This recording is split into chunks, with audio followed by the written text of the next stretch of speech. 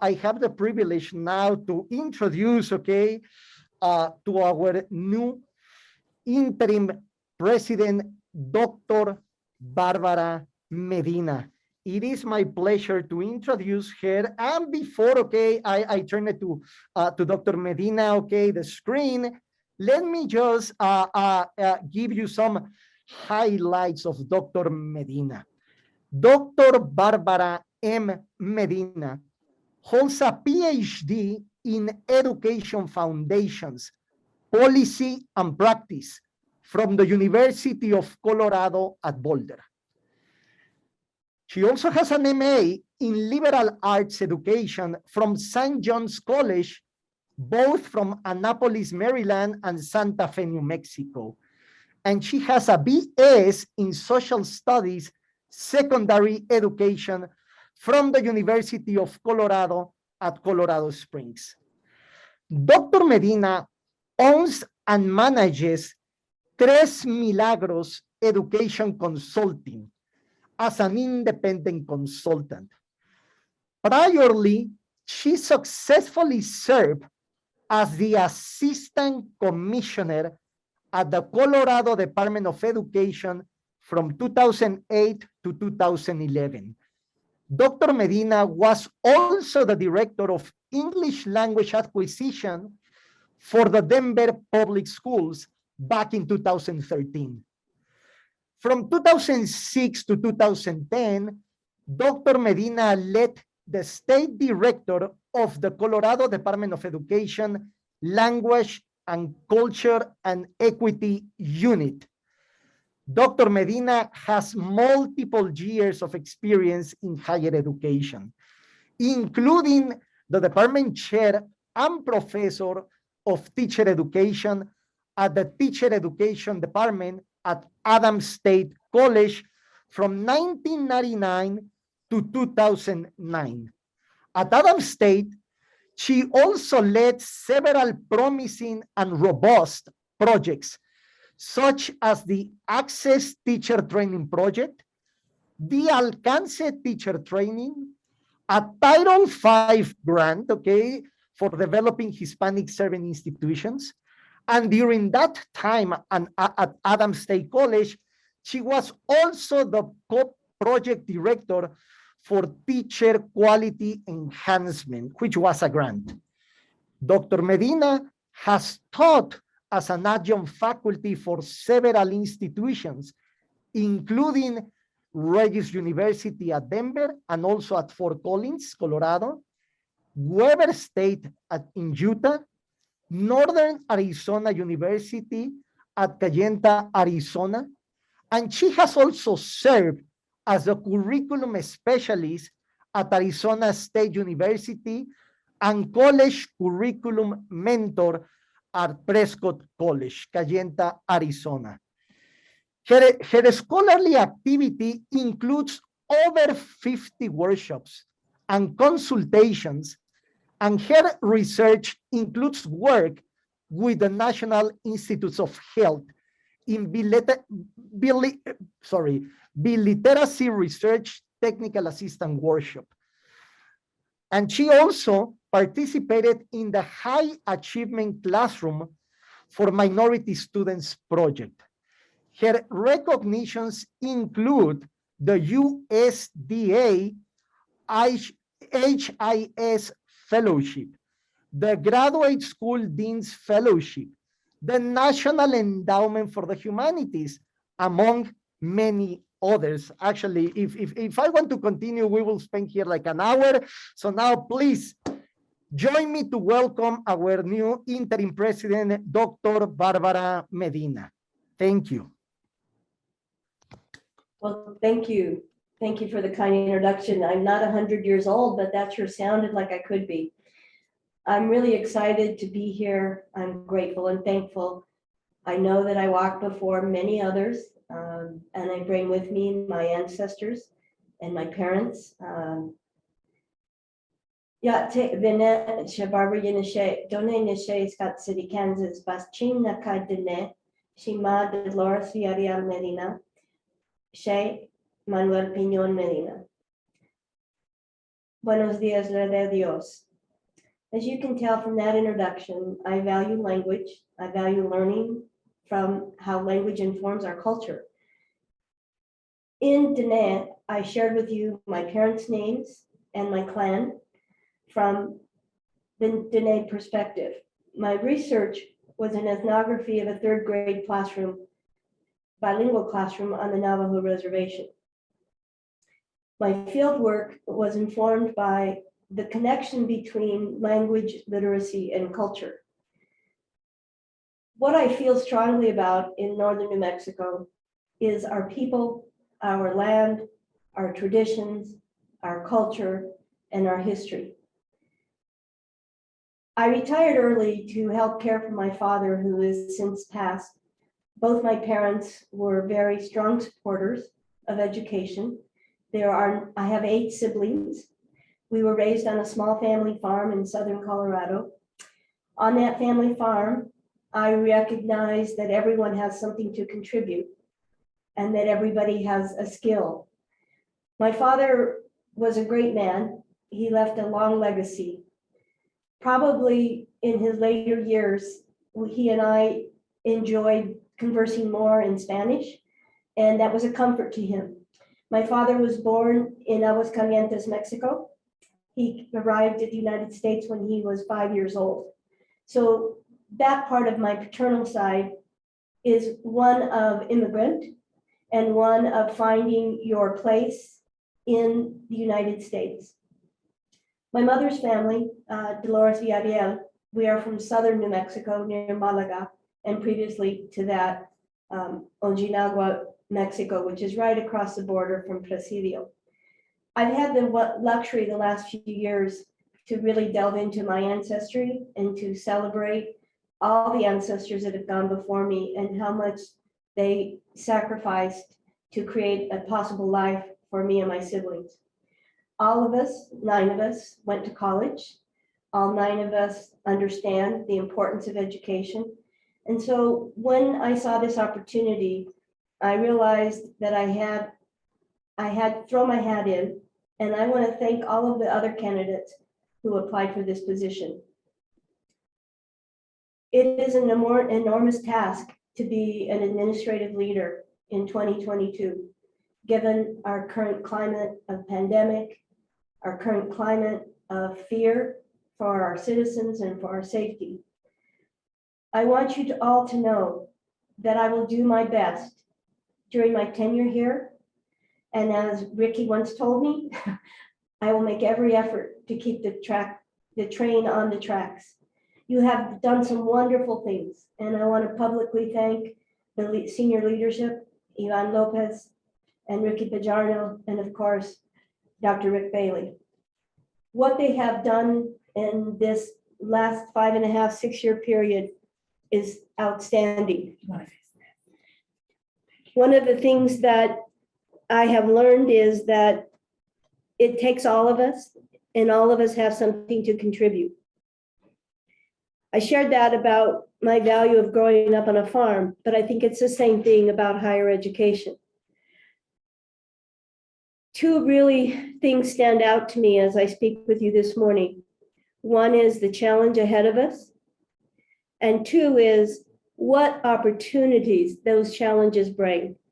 I began teaching online in 2000. I had a grant called Access, where I was training bilingual special educators out of Alamosa. My students were everywhere from Flagstaff, Arizona to Lamar, Colorado. So I know the power of virtual learning. I'm glad we are embracing it.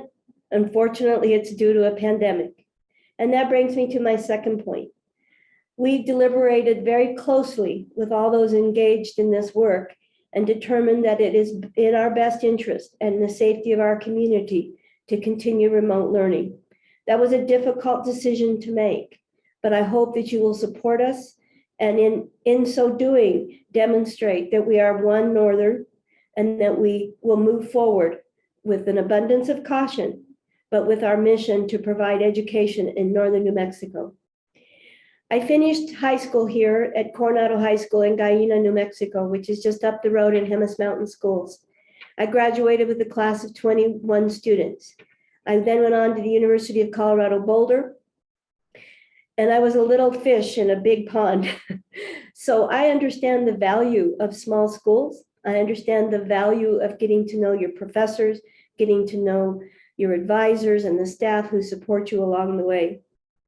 So I wanted to just help you understand a little bit more about me. I hope in the coming months that you'll learn more. And my job is to keep the momentum, to go grab as many resources as is feasibly possible from the state legislature. We have a big ask, but they also have some resources, and everyone else has a long list as well. I have asked two colleagues of mine to join us in greetings this morning. One is Dr. Rob Martinez, who's the New Mexico State Historian. And I asked him to do that because I think the significance of Northern, of our mission, of our beginnings as a Spanish normal school. I've always believed that the past is prologue. And those who've gone before us at Northern have had many battles. They've had battles getting resources. They've had battles having folks understand the mission here and the work in the North. I think the past is prologue informs us that we can meet any challenge, and that working together, it makes that challenge so much easier. The second presentation or greeting that I've requested this morning is from my dear friend, Major General John Barry. Major General John Barry was the superintendent of Aurora Public Schools, and he and I worked closely on a committee. He went later on to form a high school exclusively for aeronautics, a charter school in Colorado Springs, and is currently the president and COO of Wings Over the Rockies Air and Space Museum. Other than Major General Barry's example of continuing to give to his community, he also served as the lead investigator following the unfortunate and horrific Challenger explosion. What I learned from Dr. Barry and what he shared with me after his tour of duty in investigating the causes of the Challenger explosion. Let me back up for a minute. It was so important to me because that very day, I was in my middle school classroom in Colorado Springs at Emerson Junior High, and I had assembled all of my students and a couple of teachers. We put our classrooms together, and we were going to watch the Challenger. As you all recall, as soon after liftoff, it exploded. That was a difficult time to be an educator, to guide my students through their shock and their grief, many of whom were military families and also lived every day with the understanding that their parents could also suffer some great catastrophe. From my students that day, I learned to be resilient. I learned to offer compassion. From John Barry's work following the investigation, I learned a really critical step, and that is many engineers at the bottom of the totem pole were concerned about liftoff. Their thoughts and their concerns were ignored by NASA, and they went ahead with launch. What happened, we all know, is that there was a minor detail in the fuselage that engineers closest to the work had identified, and that matter had gone unresolved. The moral of that sharing is that we need to listen to the people who are closest to the work. They are the ones who will come up with the solutions, the ones who will see and identify issues before any of us in leadership will do. So I want to encourage all of Northern community, as you stay close to your work, please help me identify what are our challenging moments, what are the ideas that we need to explore in order to serve our students better. And at the end of the day, we must always calculate risk and reward. I was speaking to state legislators yesterday. I've been trying to work our delegation because I believe Northern is very under-resourced, and that many of you are doing 1 and 2 and sometimes 3 jobs.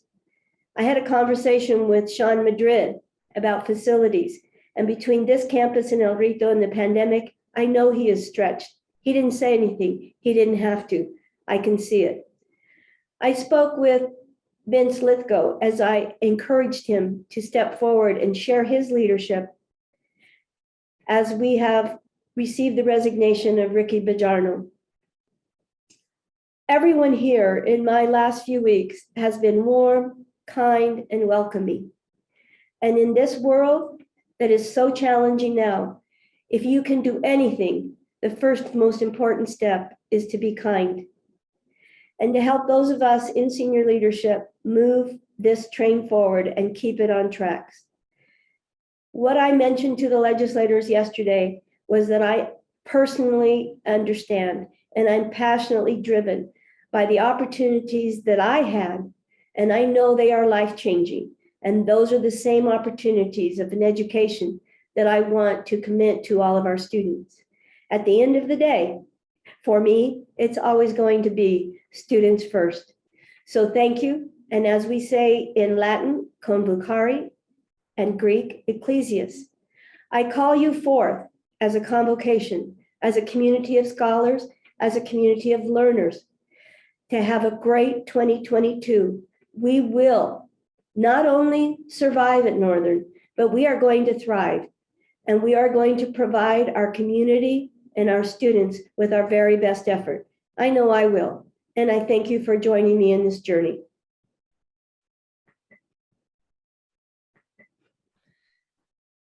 Thank you very much, Dr. Medina, for your encouraging words. We really appreciate on behalf of the college. Thank you so much, okay, for helping Northern in this important transition. And we are here, okay, to support all your efforts in this transition. Thank you very much. As Dr. Medina mentioned, now we want to share with you the welcome messages, okay, that we got from our state historian, Robert Martinez, and retired Major General John Berry. So let me... Hola, ¿qué tal? Hello. Let me just restart that one, okay? Sorry for that. Okay, now let's go. Hola, ¿qué tal? Hello, I'm Robert Martinez, State Historian of New Mexico. I just want to say hello to Northern New Mexico College and wish you all an amazing semester. On behalf of myself and Dr. Medina, have a great time. Hasta pronto. Adios. Bye. Thank you to historian Robert Martinez. So let me go to the next video, okay? From Major General John Berry. So,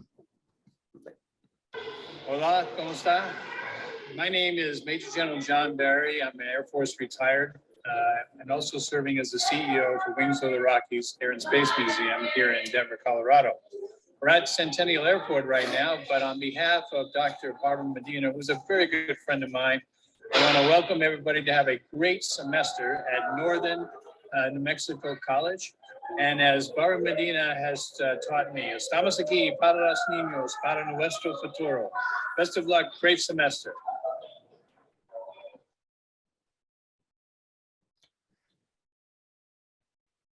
thank you again, okay, to these two individuals for their best wishes for Northern.